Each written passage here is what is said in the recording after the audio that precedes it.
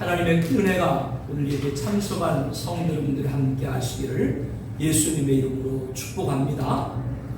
오늘 본문은 야고보의 죽음으로 시작을 하고 있습니다. 그때 헤롯 왕이 손을 들어 교회 중에서 몇 사람을 헤아려 하여 요한의 형제 야고보를 칼로 죽이니 이 야고보를 참수한 자가 헤롯 왕이라고 기록을 하고 있습니다. 성경에는 여러 명의 헤롯이 등장을 하고 있죠. 헤롯은 영웅의 아들이란 뜻 그대로 세상에서는 영웅이었으나 하나님에게 대적했던 가문이었습니다. 로마 황제 가이우스 율리우스 카이사르가 BC 47년 에돔 출신의 헤롯 안티파테르 2세를 유대의 행정관으로 임명하면서 AD 70년까지 무려 117년 동안 팔레스타인과 인접지역을 통치를 했었습니다. 우리가 가장 잘 알고 있는 자는 베들레헴에서 예수님의 탄생하신다는 소식을 동방박사에게 듣고는 2살 아래의 모든 아이들을 살육하도록 명령한 헤롯 왕이 헤롯 안티파테르 2세의 아들입니다. 이자부터 헤롯 가문이 왕이 되었기 때문에 헤롯 대왕 그렇게 칭합니다. 그는 에돔 출신이라는 신분을 만회하고자 유대인들의 환심을 사기 위해서 예루살렘 성전을 대대적으로 보수 봉사하는 일을 시작을 하기도 했죠. 헤롯 대왕이 사망하자 그의 아들들이 이스라엘을 나누어 통치를 했습니다. 그래서 한 지역의 영주를 뜻하는 분봉왕으로 불리게 됐죠. 예수님의 탄생을 알고 죽이고자 했던 헤롯 대왕의 부고를 들은 요셉과 마리아는 아기 예수님과 피신해 있던 애굽에서 이스라엘로 돌아오려고 했지만 헤롯 대왕의 네 번째 부인인 사마리아인 말다케사에서 태어난 장남 헤롯 아켈레오가 유대 임금됨을 알고 하나님께서는 나사렛 동네로 갈 것을 지시하시죠. 그래서 예수님께서 탄생은 베들레헴에서 하셨지만 자라는 것이 나사렛이었기 때문에 나사렛 사람으로 불리게 되었던 겁니다. 헤롯 대왕의 차남인 헤롯 안디바는 갈릴리와 베레와 분봉왕이 되었습니다. 그는 첫 번째 아내와 이혼한 후 이복 형제인 빌립의 아내이자 조카인 헤로디아와 결혼했고 이를 비난하는 세례요한을 살해했죠. 교활하고 술수에 능해서 예수님으로부터 여우라고 불렸고 로마 총독 빌라도에게서 재판을 받고 넘겨진 예수님을 신문하고 실형을 한 후 다시 빌라도에게 넘겨졌던 자입니다. 헤롯 대왕의 두 번째 부인 마리암네 1세가 낳은 아리스토블루스의 아들이 헤롯 아그리파 1세로 오늘 본문에 등장하는 헤롯입니다. 헤롯 대왕의 손자인 거죠. 클라우디우스 그자가 로마 황제에 등극하는데 일조했다는 이유로 헤롯 안디바가 해임된 다음에 헤롯 아그리파 1세가 갈릴리의 분봉왕 후에는 유대와 사마리아 전역을 다스리는 팔레스타인의 통치자가 되었습니다. 헤롯은 자신의 할아버지 헤롯 대왕이 그랬던 것처럼 유대 지도자들의 환심을 사기 위해서 예루살렘 교회를 핍박하고 대적하던 중에 사도 야고보를 참수한 것이죠. 이렇게 헤롯 가문은 대대로 걸쳐서 하나님을 대적을 했습니다. 야고보는 세베대와 살로메의 아들로 사도 요한의 형제입니다. 오늘 본문에도 요한의 형제라고 말씀을 합니다. 베드로와 동업했던 어부 출신이었고요. 야고보의 어머니 살로메는 마리아와 자매로 알려지고 있는데요. 예수님과는 사촌지간이 되는 거죠. 혈육적으로요. 그는 불같은 성격의 소유자로 사마리아인들이 예수님을 거부하자 하늘에서 불을 내려 멸하도록 예수께 간청하다가 꾸지람을 들은 적도 있죠. 그로 인해서 형제 요한과 함께 아람어로 보아노게 곧 우리의 아들, 천둥의 아들이다 별명을 얻기도 했습니다. 또한 예수님의 정치적 메시아됨을 믿고 요한과 함께 주의 영광 중에서 우리를 주의 우편과 좌편에 앉게 달라고 이렇게 높은 자리에 앉기를 구하는 세속적 지위를 탐하기도 했고, 예수님이 잡히셨을 때 다른 제자들과 마찬가지로 도망을 쳤죠. 그러나 부활하신 예수님 만난 이후 초대교회 기둥 같은 역할을 했습니다. 야고보는 예수님의 12제자 가운데 베드로, 요한과 함께 수제자에 들어갑니다. 그래서 앞서 살펴본 같이 그의 행적이 성경에 기록이 되어 있는 거죠. 하지만 상대적으로 베드로와 요한에 비해서 비중이 적은 것은 사실입니다. 베드로는 성령 충만함 받고 예수의 십자가 부활을 증언할 때 하루에 3천 5천 명이 회심하고 헤아릴 수 없는 남녀의 무리가 죽게 돌아왔습니다. 이후 베드로는 최초 교인 예루살렘 교회의 지도자가 되었고, 룻다, 요빠, 가이사랴, 예루살렘과 온 유대 지역의 전도자가 되었죠. 베드로 전후서를 후대에 남기기도 했습니다. 요한은 사랑의 사도로 불리면서 예수님의 십자가 현장에 있었던 유일한 제자였고, 예수님 명령에 따라 마리아를 어머니처럼 모시기도 했습니다. 베드로가 함께 나면서 못 걷게 된 일을 걷게 하는 기적을 함께 했고, 공회에서도 주눅들 짜고 담대히 하나님 말씀을 전했으며, 요한복음, 요한 1, 2, 3서, 계시록을 기록을 했죠. 그러나 야고보는 같은 수주자인 베드로와 요한과 같은 특별한 표적과 능력을 행했다는 기사와 이적을 찾아볼 수가 없습니다. 베드로와 요한같이 성경의 저자도 아닙니다.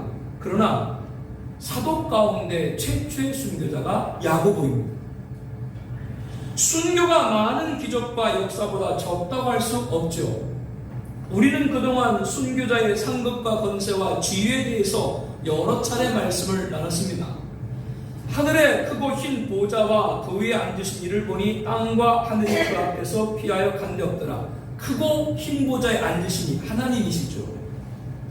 그런데 또 다른 보좌들이 있습니다. 예수를 증언함과 하나님 말씀 때문에 목뱀을 당한 순교자들이 앉은 자리를 보좌들이라고 말씀을 하고 있고, 악인을 심판하는 권세를 받았다고 계시록 20장 4절에 말씀합니다. 크고 흰 보좌, 하나님이 계시고 그 좌우에 순교자들이 앉는 보좌들이 있다라고 하는 겁니다. 그들은 악인들에 의해서 죽임을 당했기 때문에 순교자들이 그 악인을 심판하는 권세를 받은 거죠. 충성되고 지혜 있는 종이 되어 항상 준비하고 있으라. 생각하지 않은 때에 인자가 오리라. 주인이 올 때 그 종이 이렇게 하는 것을 보면 그 종이 보기 싫으다. 내가 진실로 너에게 이르노니 주인이 그의 모든 소유를 맡기리라. 주인이 모든 소유를 맡긴다. 이 대상자가 순교자거든요. 너희도 내 나라에 있어 내 상에서 먹고 마시며 또는 보좌에 앉아. 주님이 이 순교자를 보좌에 앉는다고 말씀했어요. 이스라엘 12지파를 다스리게 하려노라. 우리 함께 마태복음 19장 28절 말씀을 보겠습니다. 함께 봅니다. 예수께서 이르시되 내가 진실로 너에게 이르노니 세상이 새롭게 되어 인자가 자기 영광의 보좌에 앉았을 때 나를 따르는 너희도 12보좌에 앉아 이스라엘 12지파를 심판하리라. 12제자 12보좌, 이것은 순교자가 앉을 보좌를 상징하는 것이죠. 순교자에 주시는 상급과 권세가 지위가 이렇게 놀랍고 큰 겁니다. 그리고 순교자는 그리스도와 더불어 1000년 동안 왕노릇한다라고 말씀합니다. 1000년이란 예수님께서 재림하셔서 세상을 심판하시고 세우실 에덴의 회복인 천년왕국을 말합니다. 이 천년왕국은 세상 나라가 우리 주와 그리스도의 나라가 되는 겁니다. 첫 번째 아담 범죄로 이루지 못한 창조 영광을 마지막 아담이신 예수님께서 재림하셔서 모든 악을 섬멸하고 이 땅에 원래 하나님이 창조했던 세상을 회복하는 에덴의 복이 바로 천년왕국인데요. 이 천년왕국에서 순교자들은 그리스도, 왕 대신 그리스도부터 왕권을 받고 왕노릇한다라고 말씀을 합니다. 또한 예수 부활 다음으로 살아서 사람 가운데 첫 번째 부활자인 첫째 부활에 참여하는 복을 받는다라고 계시록 20장 6절에 말합니다. 지옥, 둘째 사망이 다스리는 권세가 없다라고 말씀을 하고 있죠. 이 놀라운 복이 순교자에게 임하는 겁니다. 순교자는 주님에게 받은 이 상급과 권세와 지위를 믿었기 때문에 죽음까지도 마다하지를 않는 거죠. 이 세상에서 주님의 도구는 흔적도 없이 사라질지 모르지만 순교자의 영원한 영광이 있기 때문입니다. 오늘 말씀의 첫 번째 가르침, 주님의 도구는 흔적도 없이 사라진다입니다.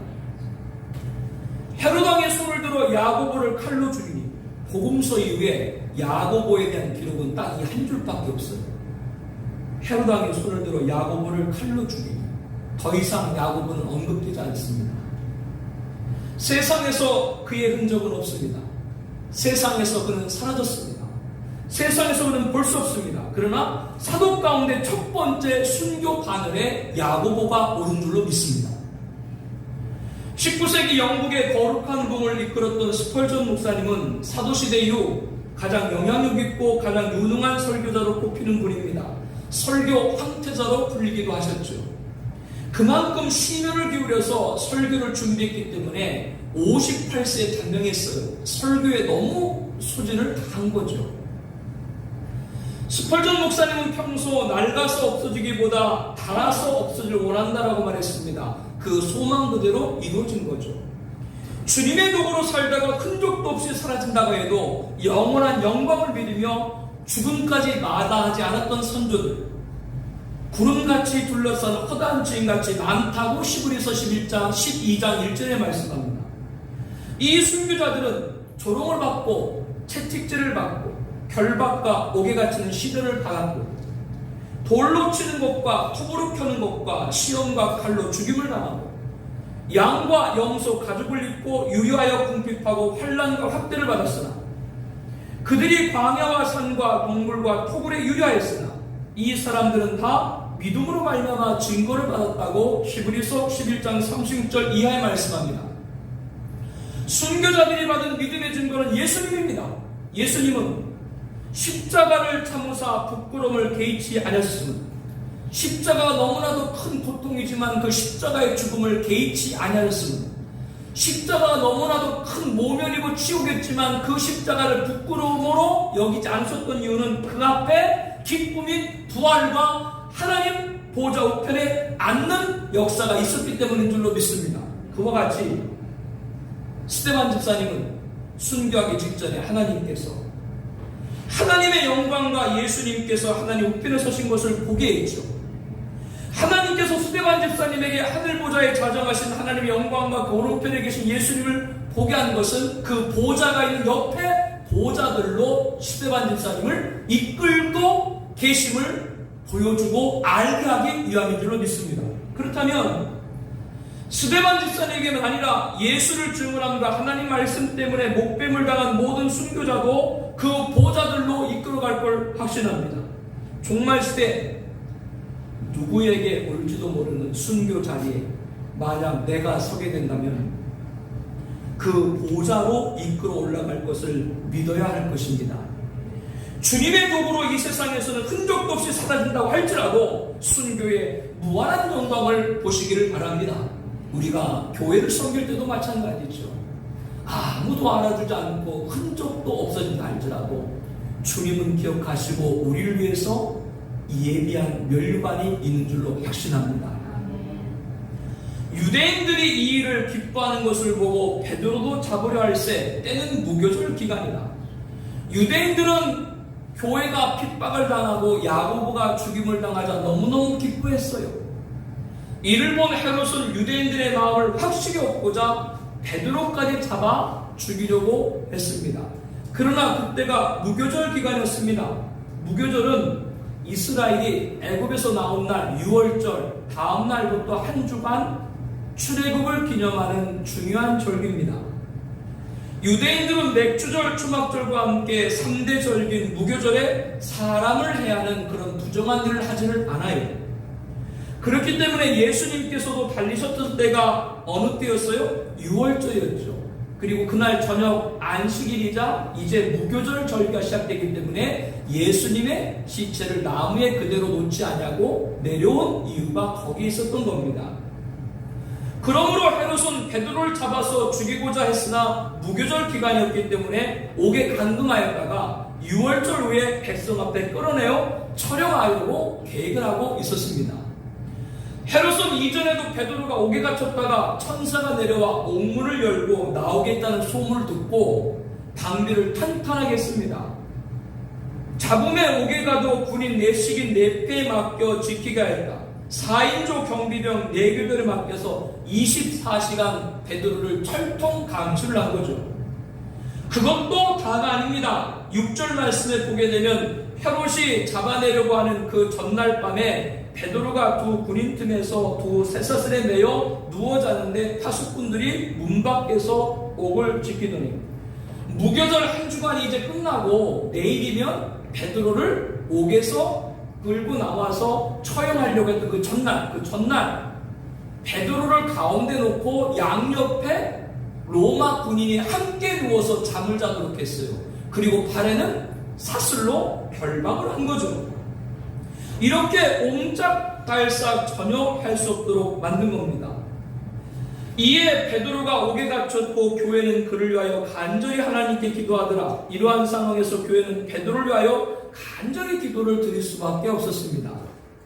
그러나 하나님은 기가 막힌 방법으로 베드로를 구출하셨습니다. 7절 말씀에 보니까요, 후련히 주의 사자가 나타나며 옥중에 광채가 빛나며 또 베드로의 옆구리를 쳐 깨워 이르되 급히 일어나라 하니 쇠사슬이 그 손에서 벗어지더라. 천사가 이르되 띠를 띠고 신을 신으라거늘 베드로가 그대로 하니 천사가 또 이르되 겉옷을 입고 따라오라 한대. 한밤중 감방에 환한 빛이 비추었고 주의 천사가 군인 사이에서 잠들어 있는 베드로의 옆구리를 찔러서 깨웠습니다. 빨리 일어서라! 그 말하자 베드로를 결박하고 있던 쇠사슬이 두 손목에서 풀려났죠. 천사는 허리에 띠를 띠고 신을 쓰느라 겉옷을 입고 나를 따라오라 했고 베드로는 그대로 했습니다. 9절 말씀에 베드로가 나와서 따라갈새 천사가 하는 것이 생시인 줄 알지 못하고 환상을 보는 거 아니라 이에 첫째와 둘째 파수를 지나 시내로 통한 세문에 이르니 문이 저절로 열린지라 나와서 한 거리를 지나며 천사가 곧 떠나라. 베드로는 옥에서 나와서 따라가면서도 지금 천사 하는 일이 생시인지 모르고 야 내가 지금 환상을 보고 있는 거 이렇게 생각했다 그 말이에요. 그들이 첫째 둘째 경비초소를 지나고 시내로 통하는 철문이 이르니 이번에는 철문이 저절로 열렸습니다. 바깥으로 나와서 한 거리를 하나를 지났고 그때 갑자기 천사가 호련히 나타났던 것처럼 호련히 떠나가 버렸습니다. 그제서야 베드로는 정신이 들고 참으로 주께서 그의 천사를 보내어 나를 헤롯의 손과 유대 백성 모든 길에서 벗어나게 하신 줄 알겠노라 라고 고백을 하고 하나님의 귀한 구출 방법에 감사를 드렸습니다. 그리고 지금 마가라고 하는 요한의 어머니 마리아 집에서 함께 모여 기도하고 있는 동료들이 있는 집으로 찾아가서 조심스럽게 문을 두드립니다. 기도하고 있던 무리 가운데 소리를 들은 로데라는 여자아이가 영접하러 나왔다가 베드로의 음성인 줄 알고 기뻐하며 문을 미처 열지 못하고 문도 안 열어주고 너무나 기쁜 나머지 기도하는 자리로 가가지고 지금 베드로가 대문 밖에 섰더라고 알렸어요. 그러나 집에 모인 무리는 여자아이 내가 미쳤다 듣지를 않았습니다. 여자아이는 힘써 말하되 참말이라 했지만 그들이 말하되 그러면 그의 천사라 유령이란 그 말이죠. 도무지 믿으려 하지 않는 겁니다. 그렇게 로데와 무리가 말을 주고받는 사이에도 베드로는 문 두드리기를 그치지 않았습니다.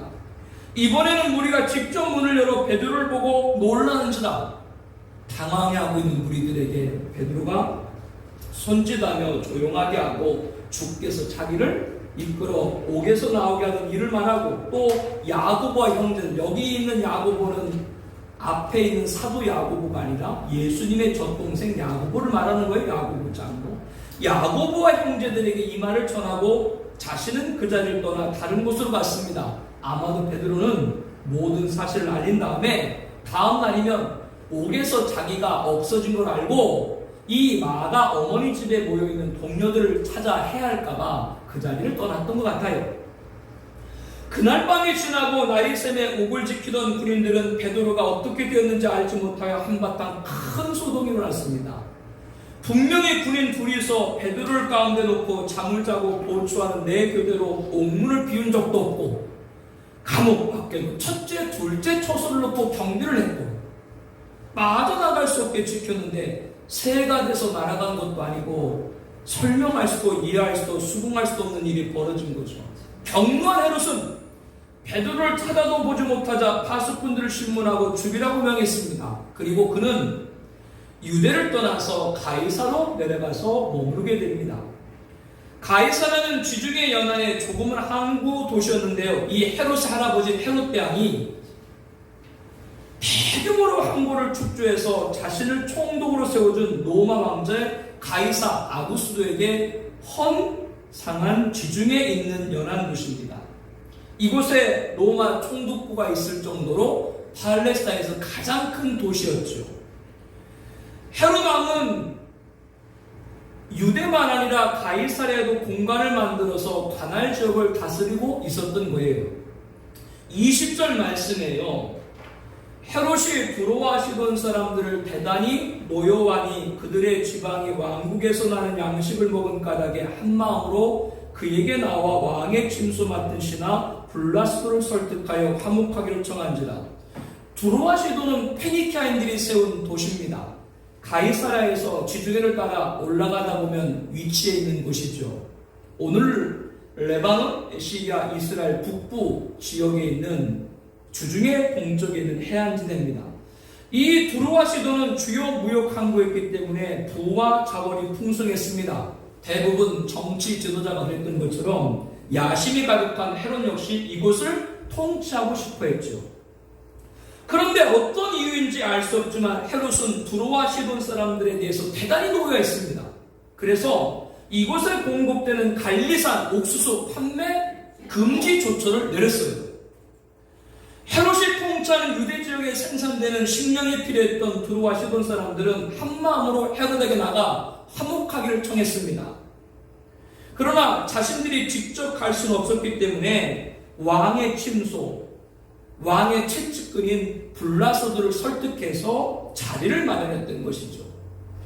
헤롯은 나를 택하여 자신을 떠받드는 두로아시돈 사람들 앞에 서서 화려하고 근엄한 왕복을 입고 연설을 시작했습니다. 두로아시돈 백성들이 헤롯의 연설에 아부로 반응을 했죠. 어떻게 아부했는 줄 알아요? 22절에 보니까 크게 부르되 이것은 신의 소리요 사람의 소리가 아니라, 이렇게 두로아시돈 사람들이 헤롯을 칭송한 거예요. 왜 그렇게 했다고요? 목구멍이 포도청이라고 헤롯한테 잘 보여야 헤롯이 가난한 지역에 옥수수 식량 보급을 계속 받을 수 있으니까 이렇게 두로아시돈 사람들이 헤롯을 높여서라도 살아남아야 되지 않겠습니까? 당시 목격을 했던 유대 역사가 요세푸스 기록에 의하면 행사 둘째 날 이른 아침에 헤롯은 정말 귀하게 통째로 은으로 조직된 직조된 의복을 입고 극장에 들어섰다. 마침 의복의 은이 햇빛에 반사되어 영롱한 빛을 발했는데 그 반짝이는 모양이 어찌나 신기하고 찬란한지 그를 볼모리 바라보는 이들은 일순간에 겁에 들렸다. 그때부터 이 아청꾼들은, 누구를 말하는 거예요? 두로아시돈 사람들, 이 아청꾼들은 여기저기서 헤롯을 신이라고 외치면서 이렇게 덧붙였다. 우리에게 자비를 베푸소서.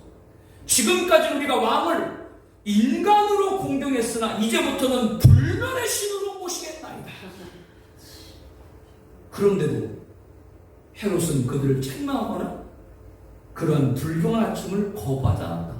아주 유아독적을 하는 거죠. 자기가 정말로 신이구나. 어떤 결과를 가져오게 됩니까? 우리 23절 말씀 함께 볼게요.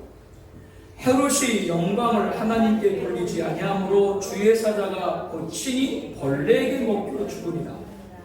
하나님께 영광을 돌리지 않고 사람들로부터 찬사를 받자 그거를 차지했던 헤롯을 주의 사자가 내려쳤고 헤롯은 온몸에 벌레가 먹어서 그 자리에서 죽고 말았습니다.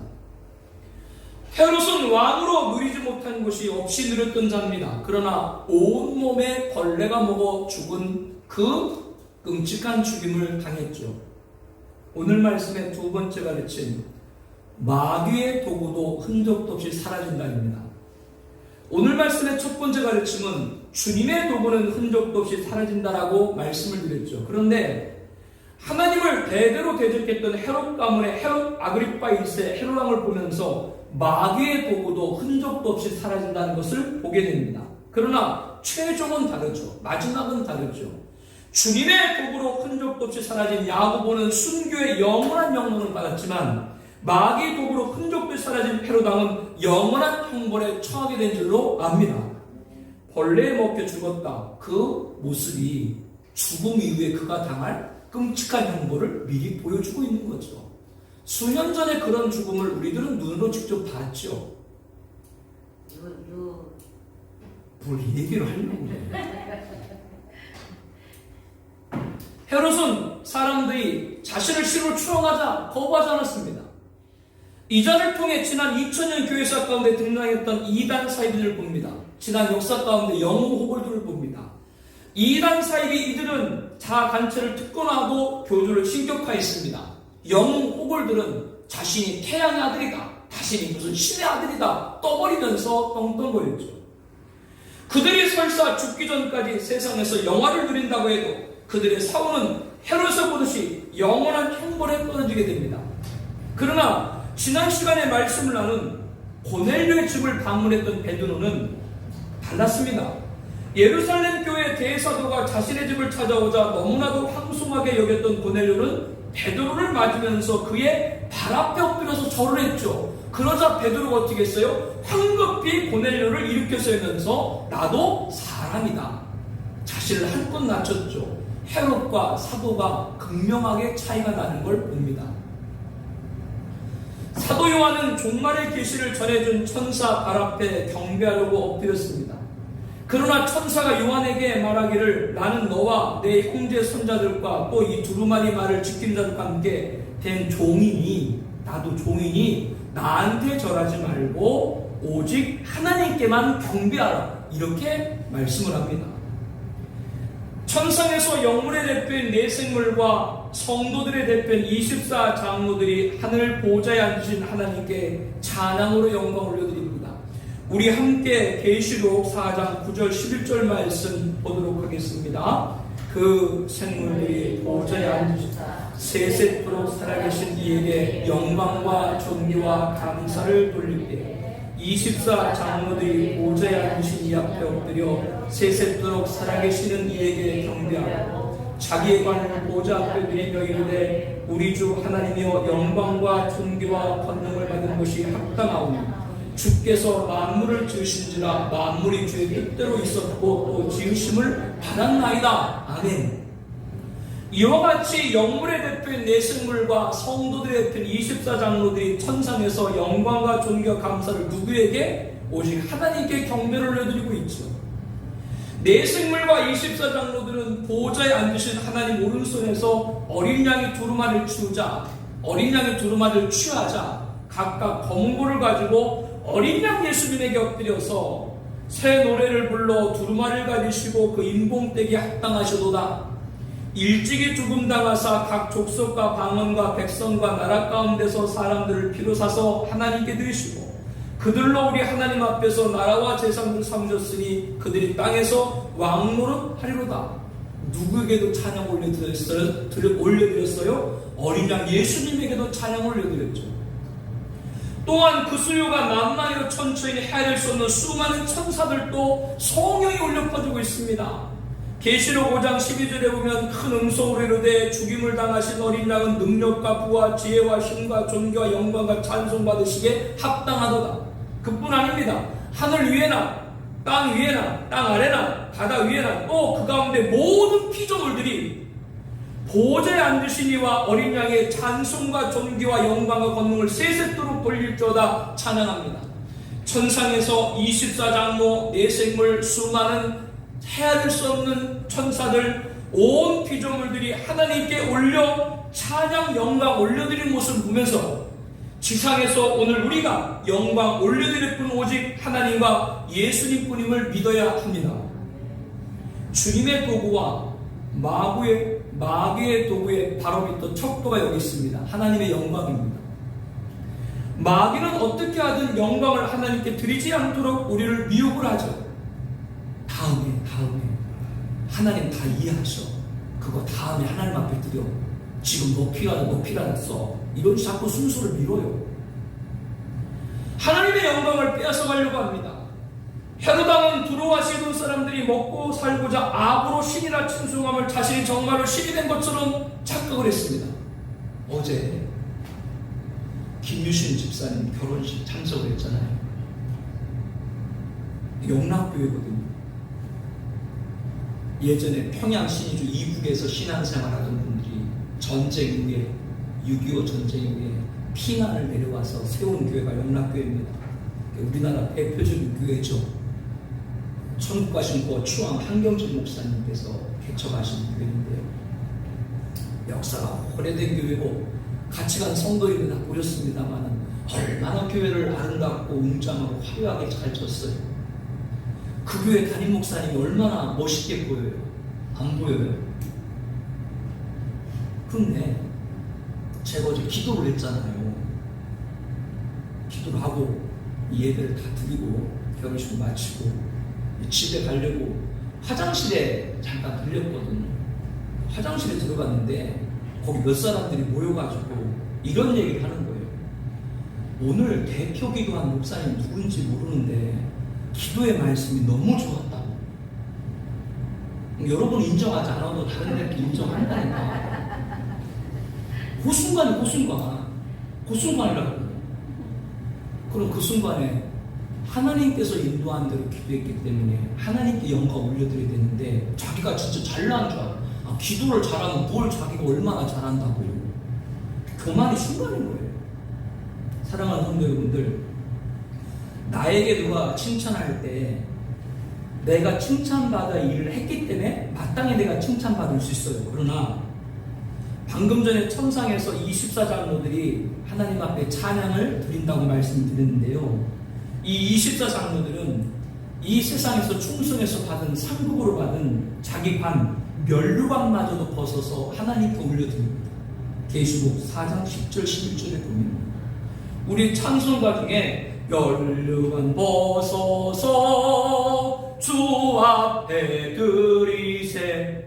왜 그렇게 해야 됩니까? 내가 타인으로부터 칭찬받을 수 있도록 한 것도 하나님이신 줄로 믿습니다. 그게 우리 성도의 자세가 되어야 됩니다. 절대로 영광은 우리가 가르치려면 안 되는 거예요. 그러므로 내가 마땅히 칭찬을 받는다고 해도 그 칭찬으로 하나님의 영광을 가리지 말고 하나님의 영광을 나타내는 우리가 되기를 바랍니다. 주님의 도구와 마귀의 도구의 척도는 여기 하나님의 영광에 달려요. 오늘 말씀의 세 번째 가르침은 주님의 도구 척도는 하나님의 영광이다입니다. 오늘 설교 제안은 두 죽음입니다. 사도행전 12장에는 헤롯이 칼로 살해한 순교자 야고보의 죽음과 주의 사자가 침에 벌레 먹혀 죽은 헤롯의 죽음이 기록되고 있죠. 헤롯은 자기의 칼을 들어서 야고보를 쳐 죽였죠. 그러니까 어떻게 결과가 나왔어요? 주의 사자는 헤롯을 쳐서 벌레로 먹어 죽게 하는 거예요. 참 말이 안 되잖아요. 뭐가 말이 안 돼요? 세상의 영화를 떵떵거렸던 사람이 다른 것도 아니고 손가락 한마디도 안 되는 벌레 때문에 죽는 거예요. 하나님의 심판이 이렇게 엄중한 거예요. 자기가 모든 걸 가졌다 떵떵거리는데 벌레 한마디에 죽는데요. 이렇게 두 사람의 죽음, 헤롯과 야곱의 죽음을 오늘 우리들은 함께 말씀을 나눴죠. 헤롯의 뜻은 영웅의 아들이라고 했습니다. 그 뜻 그대로 대대 걸쳐서 이 헤롯 가문은 세상의 영웅이었지만 하나님을 대적한 저주받은 가문이었죠. 예수님의 탄생, 유대왕 등장을 막고자 2살 아래 아이는 모두 살육한 만행을 저질렀던 자가 헤롯 대왕이었고 그의 아들인 헤롯 안디바는 예수님을 신문하면서 희롱하면서 빌라도와 함께 주고받았던 자였고요. 헤롯 대왕의 손자로 오늘 본문의 헤롯 왕으로 기록된 헤롯 아그리파 1세는 예수님의 제자 야고보를 참수하고 예루살렘 교회를 핍박했던 자입니다.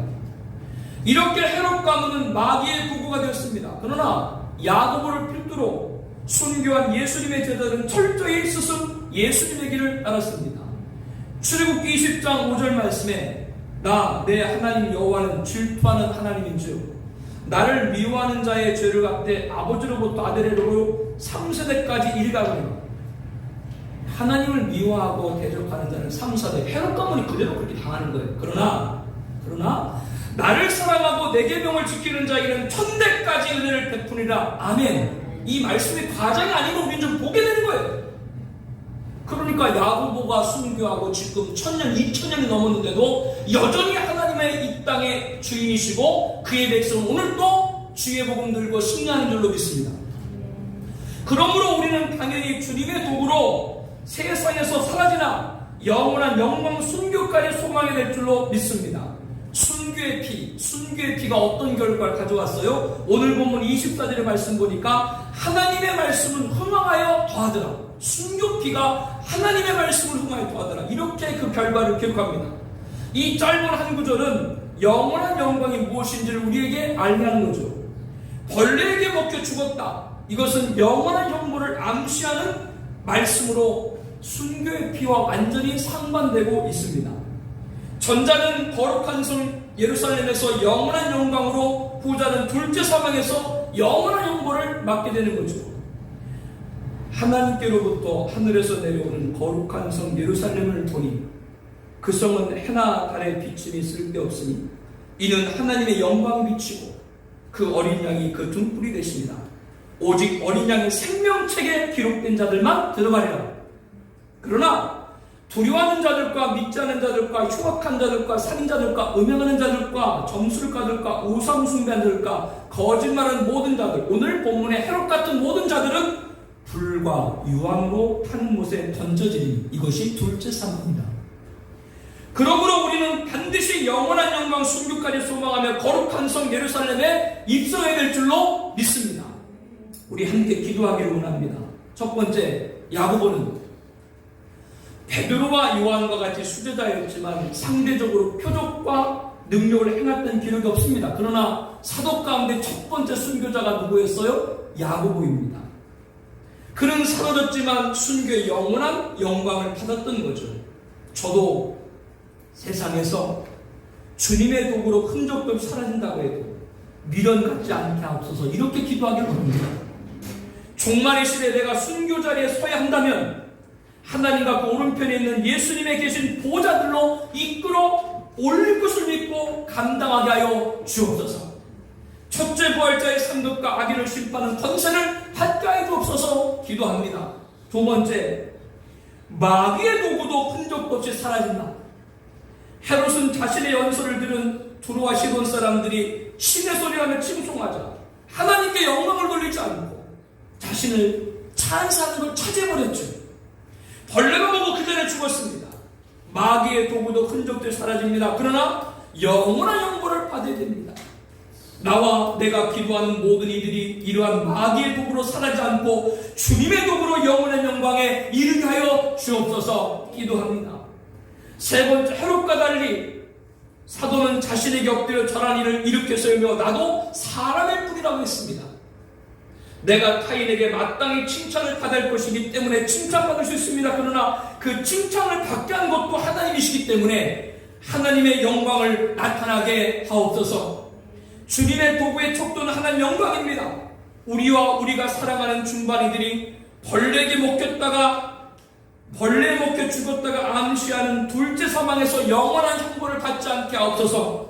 하나님의 말씀을 흥하여 더하다가 교훈하는 거룩한 성 예루살렘에서 영원한 영광을 살게 하여 주시옵소서. 우리 함께 통성으로 기도하겠습니다.